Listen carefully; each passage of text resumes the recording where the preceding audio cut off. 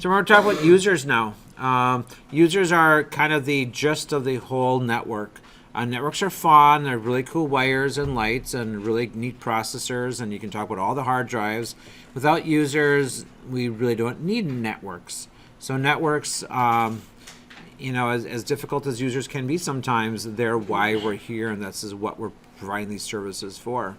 When we manage users, we put them in different organizational units. Looking at the org chart that we have, we can see different people exist in different places. We're going to talk a little bit about the management of them and the creation of them before you go through this. So again, just don't jump ahead. Just kind of wait. We'll be practicing and playing with different things first. So when we create a user, we want to work with when I click in the organizational unit that we want to work with.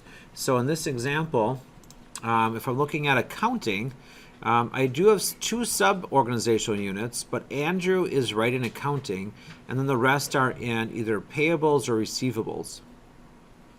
So let's just work with Andrew just as an example. So we're going to create and delete Andrew several times and get to play with him. So when I create Andrew, I can, again, multiple ways of doing things. I can right-click on accounting and go to new user. I can take the open space and do a new user. I can go to action, new user. I can click on the little person, and that's a new user as well. It all brings to the exact same screen. That's the new user object wizard. It's super easy to create a user. All you need is a name, a login name, and a password, and that's it. So the name, I'll just use Andrew, just as the example here. You don't even have to put a last name. For this one example, I'm just going to put the last name on there. But for the rest of it, just to simplify things, these people are in a very small society and there are no last names. So it's just everybody by first name. Hiring criteria is that you have a unique name compared to the rest of the people in the company, I guess. I'm sorry, we already have a John.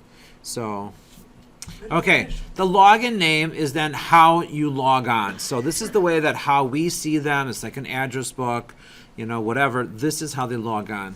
This can be anything that you want. It could be 2, 3, blah, blah, blah. It could be their social security number, though probably not advised. A student ID, their driver's license number, whatever. I really don't like numbers. It's just very impersonal. Even of having combinations like BEN, 4396, whatever. It's just, I don't know who that is necessarily. And this is purely preference. I'm just talking on the editorial side of things at this point. But you need to come up with some kind of naming scheme for your company. Sometimes they do it by department. We actually did that in one of my companies. So you had part of your name and then mixed in with your department number. So you can be sort of grouped together. I personally am a really big fan, as you can tell by the classroom setup, of having names. I think it's more meaningful, except it's not Paul Benfield. It'd be Andrew Benfield. Or else you could just have Andrew log in as Paul Benfield, and that'd be pretty confusing. But I like it because it's personal, it's very identifiable. There's just no confusion. It's just much cleaner or whatever. It is a little bit longer though, especially if you have longer names or have hyphenated names or complex names or whatever. It can be an issue as well. But so I'm just going to use this just as an example for right now.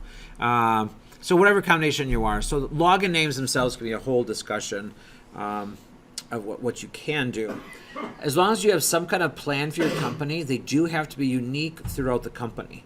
So even if you have somebody in human resources and somebody in sales, the login name has to be unique within the domain. So just think about how that works. At LTC, you use your last name and then part of your student ID. So that seems to be pretty unique. But I was plan for exceptions. What would I do with an exception? Do I add a middle initial? Do I add a 1 at the end? Do I add more characters or whatever? Anyway, enough about login names. Go ahead and click next, and then here's your password. It does need to be a complex password, and that is done through a group policy. It's like, what are the group policy things? And you can change that. But right now, we are still living under the default requirements, which are having a complex password. And that's really all you need to do. I'll talk about these. but we normally don't even change these. The first thing is the user must change the password the next login. This should always be checked. You should not know anybody's password. Sally shouldn't call up and say, "Oh yeah, Paul, you changed my password yesterday. I can't remember what it is. Could you tell me what it was again?"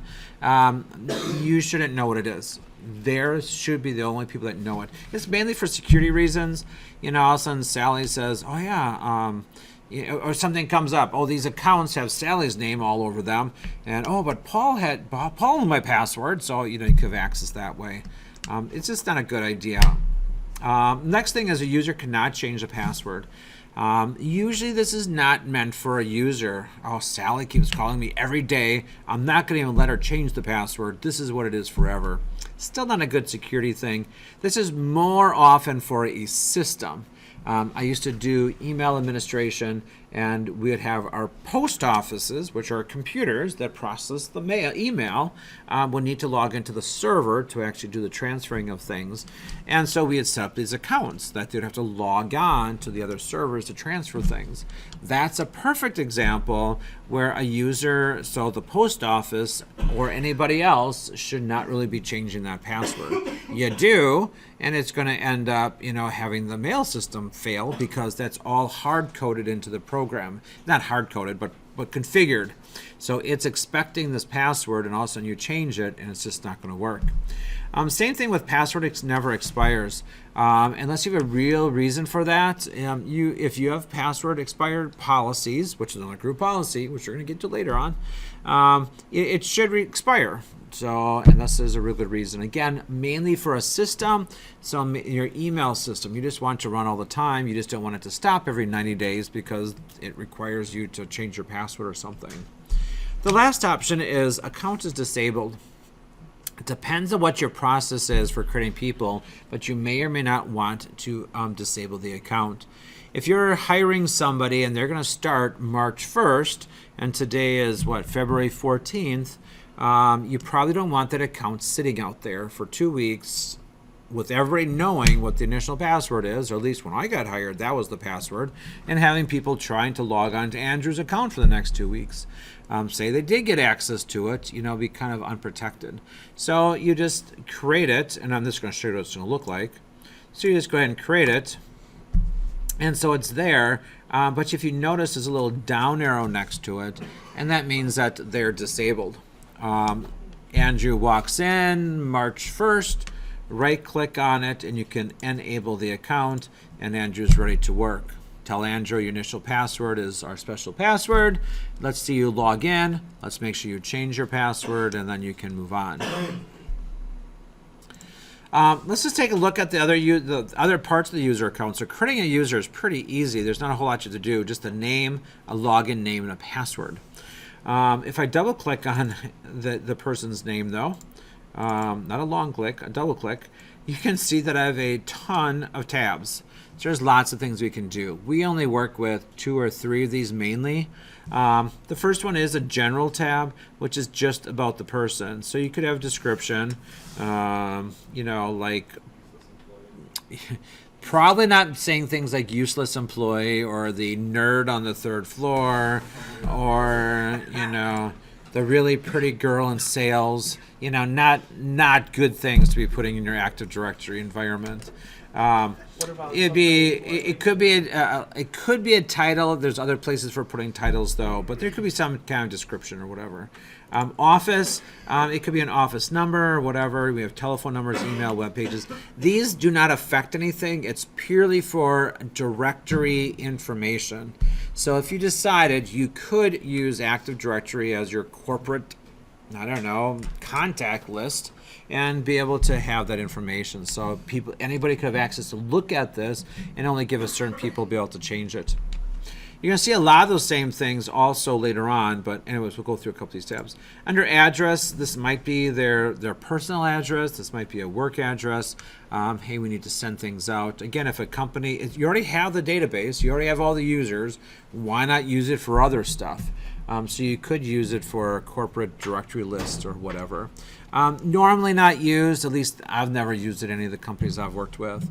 Account tab is used a lot, and we'll come back to that at the end. Profiles we may end up using in some situations or places. We're not using it in class.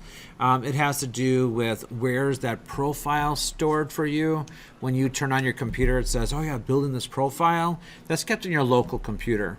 Well, that's fine. Every time you change your screensaver, change your background wallpaper, though, it's changing your local profile. You log onto another computer, somebody beat you to class and got your prime computer spot. Now you have to move someplace else. It builds a brand new profile on that computer, and they're not synchronized. You can put these on the network and actually, have one place for the profile. It's called the roaming profiles. Telephone numbers, obviously they really like phone numbers. Lots of different options for here. Organization gets you into more job titles, departments, companies, and manager things. If you want to do that, you can actually link in here who the manager is. You can't, I don't think you can really type in here, no. So you actually have to browse the directory to point to the objects that are there. Those are most of the ones that we use is sort of that first tab here. Remote desktop, remote control. Here's another one that we might use is members of. This is going to get to next week's class talking about groups and group memberships. If you notice, you're automatically part of our domain users. The domain is the entire database. So if you're created in the database, you're automatically a domain user. That's just the way it is. So you're automatically part of that group. So if you refer to domain users, you really are referring to everyone in the domain so that's ever been created. Okay, so I come back to the account tab, and this is where we have everything. So we already have 15 tabs, but for whatever reason we stuff 3 tabs worth of stuff on one tab. We really could have used 2 or 3. If I owned Microsoft, I would have changed this and had it a lot more tabs because we do use this all the time. The first part of this, so let me just cancel out of here. This is again the name of the person, just the name, not their login name, just their name of who they are, of keeping track of them. When I go to use the account, this is how they log in. These are the letters they type to actually get access. And you can change this. So without changing their name, I can go in and I want it to be Andrew123. And so from now on, they're going to log in as Andrew123 on that computer. Same user account, so none of those permissions or anything go away. It's just a different combination of letters.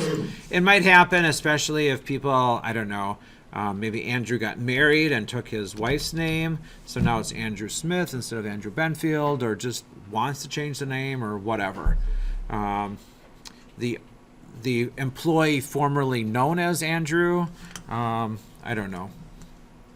If you notice, there's also this pre-Windows login. This really doesn't apply, so you don't have to do much with this. But if you have any old Windows pre-2000 servers, that's running a completely, there's no Active Directory in those days. So if you want to log onto those servers, this is how you do that. So it's still there for backwards compatibility. You're not going to have to worry about that unless your environment is still running Windows NT 3 or something. I don't know. So that's kind of how you log on. The logon hours are pretty cool. Logon hours tell you when you can log on to the system. So you have all blue, which means you can log on. At any point, you can say, I don't want people logging on Sunday at midnight. So you just click the little log on denied. And then you can go around and choose different things and disable login at various times.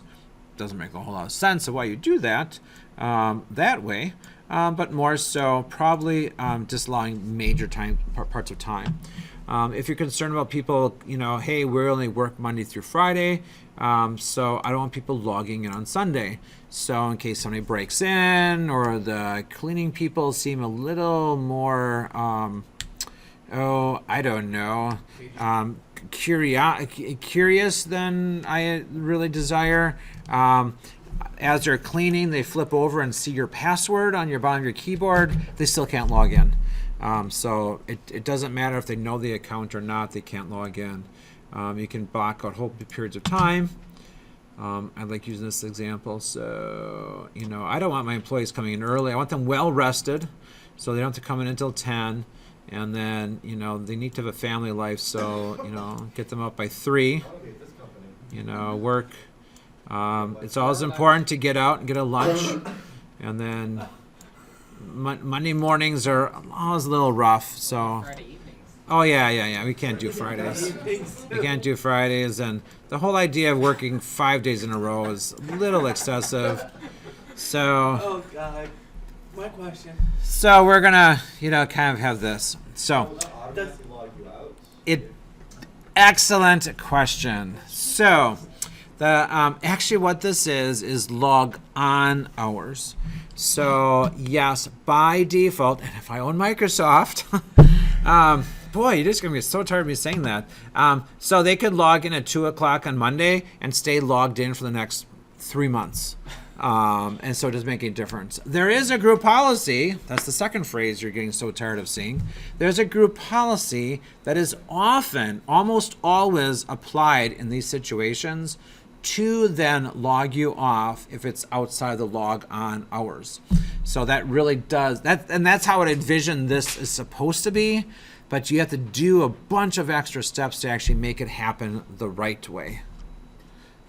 So anyways, it's a lot of fun playing with this. In reality, this is not done a whole lot. Even if you're looking at, the Monday through Friday, 8 to 5 type thing, it just never fails that you're going to have a weekend project and no one can log in. And the network administrator is trying to give exceptions to give everybody to come in on that Saturday to do the project or whatever. Or, say that it does end at 5. People, you're going to tell your employees, no, you can't stay late. Well, maybe some companies do. I don't want you leaving late. Maybe I have to secure it. Maybe it's a bank. No, we're closed at 5. That's, security wise or whatever. That's what's happening. But for the majority of companies, it's like, hey, even giving flexibility. If you want to come in at noon and work until 8, or if you want to come in at 4 a.m. and work until noon or whatever. So there's pros and cons to all this. The biggest advantage is, though, that even if you get my password, you can't log in. And so this is really meant for those locations where it's just like, who's accessing the system after hours and, what all that kind of stuff. Anyway, so we also have the logon 2, which are the computers. So by default, you can log on to all computers. You can have the following computers. They can only log into these following computers. Unfortunately, there's no list to grab from, so you have to know the names of all these things. Like maybe, or here, Win 10-1, and then maybe Win 7-5. So again, it's one of those situations that they can only log onto that computer. So, somehow or another, you get Andrew and you blackmail him and you get his password, unless you're at his desk or on that designated computer, you're not getting in. Have you ever seen those movies where they have it's a big, huge international money trading place and there's one terminal in a locked room that controls it all and you have to be on that console to do it? One of the Mission Impossible ones is that way, It's like, in reality, that doesn't happen that way. But anyways, but that's the same thing. You could actually make the administrator account log on to this computer. So you could try to hack all day long at the administrator account. It's not happening. Even if you get the password, you're not getting in unless you're on this computer. It's still limiting again then. So it's like, okay, now my computer breaks. I lost my processor or what. Now you have to figure out how do I gain access to it? Or, I run over to a sales office and it's like, oh, I can't log in. So again, not very often used, but knowing that these security things are there. On the screen is also the unlock account. So another group policy that's not applied by default is if you enter your password incorrectly so many times, it's going to lock your account. This is where you would come into then to unlock the account. These are going to be all kinds of account options, and some of these you've already seen, such as the user must change the password next login. It also says user cannot change the password never expires, store password and reversible encryption. By the way, does that actually sounds like more secure, right? I'm storing it using not only encryption, but now it's reversed, right? What does it mean? It actually means that you unencrypt it. I'm reversing the encryption. So essentially you're saying store password in plain text. It's for backwards compatibility. There's some systems that can't read the encryption with Active Directory. So there's a lot of systems that integrate with Active Directory. You already have the database, you already have the people. Why not just use it all together? And that's that point. So anyway. And then we have account disabled, and yet another complaint. Account disabled is one of those things a person logs in, and if I just look at it, it's just like, oh, okay, let me just enable the account. It's like, where is that? No, it's not here. It's not here. It's not here. It's one of the more common tasks. Why I would have to scroll for it, I have no idea. But you do. So make sure you don't miss that one by scrolling. So my option would have been make this one bigger or switch these two around. I use account is disabled way more than I ever would password using reversible encryption. So just reverse those two lines. It's been this way for years though. I keep thinking it's going to be changed, but it's not. Then they get into other obscure things which we really don't use. Like the last ones all have to do with different types of Kerberos encryption. The last thing is account expires. It never expires by default, or we can have an end expiration date. Maybe we hire a temp and they're hired through, the end of March. So we can put that out there, so they're automatically going to be whatever. Or if you're really, really proactive, you can say this person's going to retire in 2025, and let's see. And so Wednesday, October 1st, 2025, that person's going to retire. I don't think you're going to do that, but those are things you can do. If you know somebody's going to be terminated, you can do it ahead of time, or if they quit or whatever. It's just like, my last day is next Thursday, or, again, a lot for temporary employees. They're here for a day, they're here for a week, they're here for 3 months. It's nice to have the end date already programmed into it. We do that in the classroom environment. So if I look at the classroom, Does it disable or delete it? it disables it. It does not delete it. So here's the students.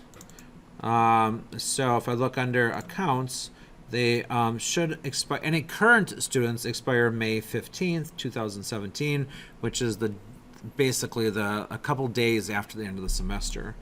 I don't know. Is this a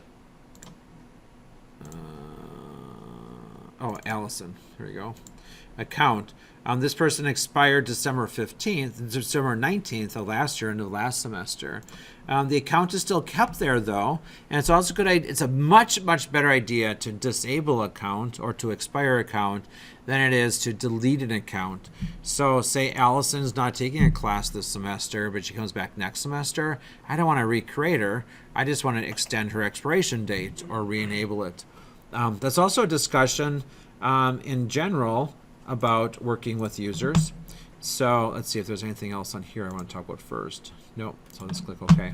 So Andrew does leave. You really should disable it, and you can go into account and then scroll down and then hit account is disabled. Or you can right click and go to disable the account as well. But if Andrew is leaving, it's much better to disable the account for multiple reasons. One is Andrew may come back. It's amazing of how many people quit or even get fired and suddenly show back up on Monday. Has anybody experienced that? Anybody? No? HR?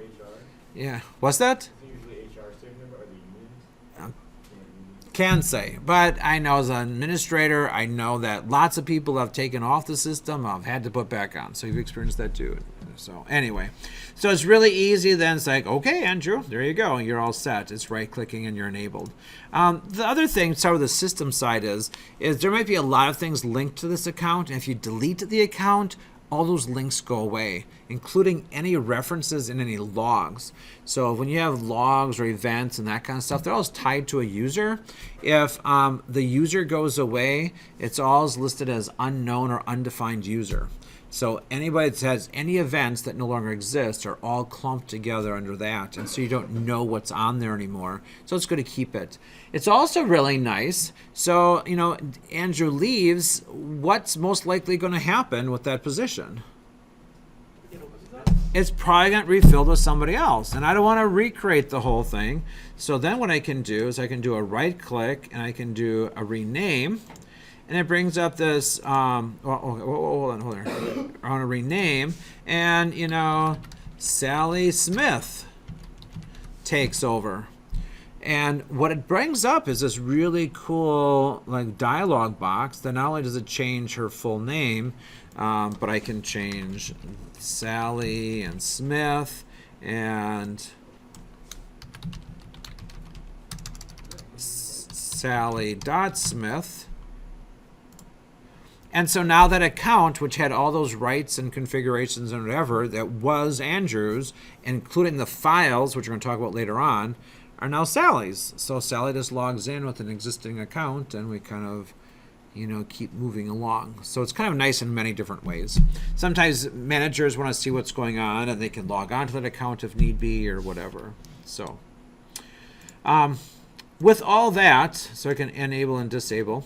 So with all that, one other thing I want to talk about is with all of these tabs, which one of them would I go to reset their password? Okay, go to account. Password replication. Okay, another excellent guess. Well, I'm thinking if, Security, another excellent guess. General. Telephones. General, another excellent guess. Telephones, another guess. Profiles, object, Complus, blah. It's none of them. You cannot change their password through a tab. So, if I own Microsoft, yes, I would definitely put it right on this tab. If I can unlock their account, I should be able to change their password. I can't. There's no tab to do it. Microsoft always has so many ways, like even disabling the account, I can go to here and disable the account. I can right click on it.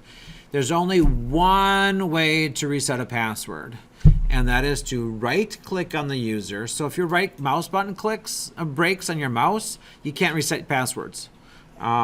So you right click and you go to reset a password, and that's how you reset a password. So it does not show the current one. So if the user says, "Oh, just tell me my current one," there's no way of you seeing it. If you notice, most of the time people call you when their account is locked after guessing everything they could guess, right? So that's why you do have the unlock option right in here. So that is a really cool thing that they implemented, is change the password, force them to change it, and unlock it all in one screen. The downside is you can only do it one place. And it's right click, reset the password. But now her password's been reset. She logs in, it forces her to change it, but everything's good. So those are the things we want to talk about as far as managing the user. Just about 2 more minutes on a couple other aspects of user accounts. Oh, and then obviously delete. So if I delete the person, it's just deleted. There's no secret special way of protection or whatever. So you can get your password close enough. So we're going to create a bunch of people here. I know that we don't have people in accounting, a bunch of people right in the accounting container. But let's just go ahead and create a new user. I'll just try to remember some. We'll just name him Sarah. And this is probably how you're going to end up creating the people. It's just the first name, using their first name as a login, and then password. Oh, by the way, you can do this, which is really cool.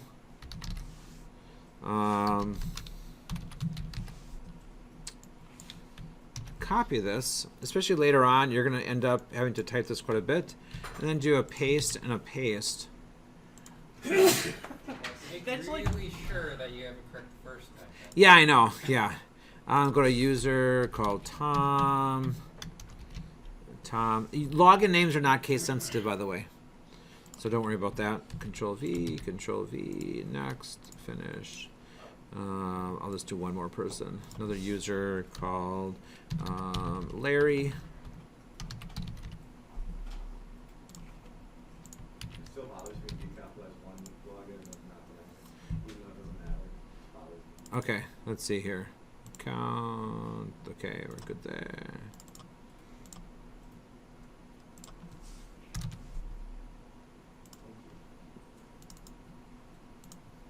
There. Okay. If you notice, it's always alphabetical. It doesn't group organizational units and users individually. So it's always fun looking through these things to find them. But anyways, so if I want to work with multiple people, I can. So I can choose by holding the Control key, and just like in the File Explorer, these are toggles. So I can select Sarah and unselect Tom, select Sarah, select Tom, unselect Larry, unselect Tom, and whatever you want to do. Now when I go to right click and go to properties, you're going to see I have a much smaller list of things to choose from. Before I had, 12 menu items or whatever. Here I only have 5. And there's some things you can change and some things that you can't. Obviously under account, it doesn't let me change their login name because you're not going to change everybody's login name to the same thing, if that wouldn't make any sense. But under general, you could have things like office. Maybe they're all in the same office, like L119. Maybe they all have the same fax number of 920-123-4567. Under accounts, maybe having them set to all the same logon hours and saying, I don't want anybody to log in on Sundays. Let's see here. Account expires. I want to expire all of their accounts at the end of the month. Oh, I didn't want to click OK yet. Oh well. Anyways, let me just go back in here. Properties. I can also go to address, start typing in, maybe they're all from the same city at least. Mishicot. From Michigan, let's be honest. Only the best people. Are you from Michigan? I am. Ooh, that explains a lot.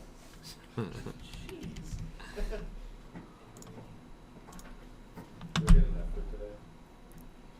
Air 5. So if I look under Tom, you can see that some things have been updated, like the office. Here's the address. What else did I change? Oh, account. Logon hours. You can see the logon hours changed for all those people. So I wouldn't have to go through everybody.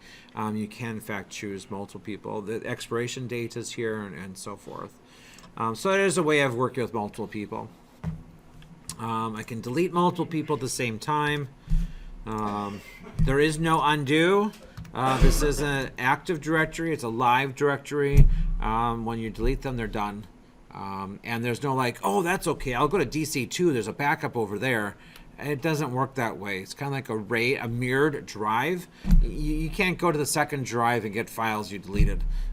They're already synchronized, so there's just nothing there. So be careful. So, copying users. I should have kept somebody here. Let's just go ahead and create a new user. We'll just do Andrew.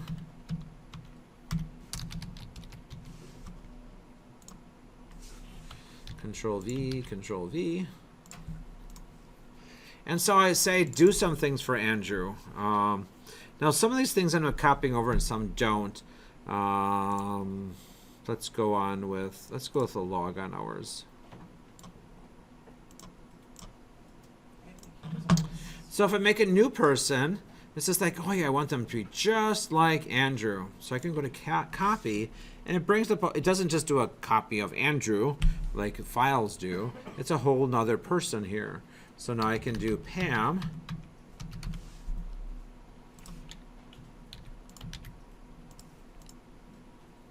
If I look at Pam, her login hours are copied from there. Not everything gets copied over.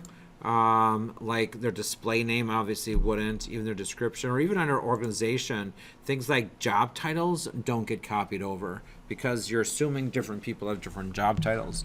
But a lot of the basic things would, like account restrictions and things. Another really important one, which we're going to get to next week, has to do with members. When we create people and they're part of a group, if we copy that, we end up putting those people in the same groups as well. So it really automates that whole process. With that said, we often cheat by making what's called a template. So instead of like copying Pam or Andrew or whatever, I'm actually going to rename this one, and we're going to call it T underscore accounting. So it's a template. Let's see here. Accounting template. And it doesn't matter what we name it because we're never going to log in as it. And we make sure we disable it so no one does log in from it. And from now on, I can go into here, make all the settings and things that I want, especially membership type things, which are going to make more sense next week. I can do addresses and whatever, time restrictions, PC restrictions. And now as I make a new accounting person, say I'm going to hire Mary, I still do a copy, but it just seems a little bit more structured. Other operating systems have true user templates. Windows doesn't, so this is how we get by with it. We create a user account, we call it a template, and now when we create Mary, the only thing I have to remember to do is to enable the account, because that will copy over as well. But when I do that, any groups that were assigned in the template, any time restrictions assigned in the template, or log on to would be also be copied over to the new user. So that's how you'd work with that. So that was a lot. It was a lot of, aspects of users and a lot of this looking at different aspects of them, of all the account restrictions and account tabs, creating them, copying them, modifying them, renaming them, deleting them, disabling them, expiring them. So there's a lot of stuff. Now is just some time to practice and play with some basic things. Looking at the organizational the learning plan. We're kind of playing with our canines and felines organizational units, just creating a couple people. Just like we want to move things around, we're going to move them around. We're going to rename Buddy to Bear. We're going to move Kitty to felines because Kitty ended up under canines somehow. We also have Spot underneath felines. We want to put that under canines. We're going to do some time restrictions, and we're going to do multiple user accounts. So we want to make sure that all the canines can log on from 8 a.m. to 5 p.m. because they're daytime animals. Cats kind of get, going about 11 or 12 at night, and that's when they want to, play. This is so true. We want to disable Fluffy because she's going on maternity leave to have a litter of kittens for the next 8 weeks. So you're going to have to count. And then Missy is going to be a temp filling in for Fluffy while she's gone. And we therefore want her account to automatically expire 8 weeks from today. Then you're going to go back and work with a real org chart. And you're going to create all these people. Well, not all these people, but all these people. So you can create all of them. Make sure that they're proper containers of when you create them. And then there's some, restrictions as well. Who can do what when. Be careful when you're creating people. Madison and Robert go under executive. Joshua goes in sales. Matthew, Jacob, and Emily all go under east. Ashley, Michael, and Hannah go under west. Sarah goes in operations. Christopher, Kayla, John, and Morgan all go under third shift. Nicholas, Abigail, Brianna, and Ethan go under first shift. Joseph, David, Olivia, and Benjamin go under second shift, and so on. So if it's a manager above divisions, it's in the department by itself. Any managers or supervisors go within their container, not above the container. And that's completely arbitrary. You could justify doing it a different way completely in your company. So that's not saying that's the right way or the only way. It's just saying that's how I want you to do it. So that when I'm looking for things, they're looking for things in the same place all the time.